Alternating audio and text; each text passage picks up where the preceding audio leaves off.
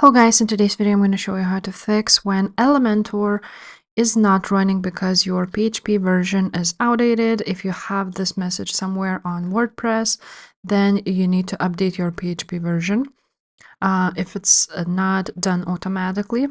So to do this, you will need to find out who your host is. So for example, for me, I use DreamHost and it is a hosting service.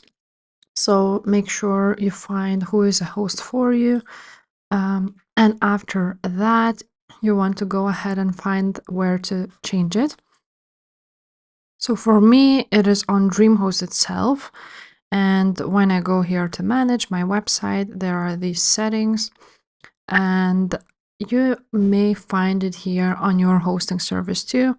So you just basically scroll down. As you can see, the PHP version is this one for me, but when I scroll down more, I can see that I can change it. So here it is, the PHP version, and I can modify it by choosing the PHP version, whichever I want, and basically changing it just like so.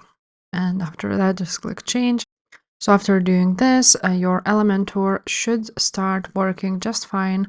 And yeah, if this video was helpful, please leave a like, subscribe to this channel, and I will see you next time. Bye.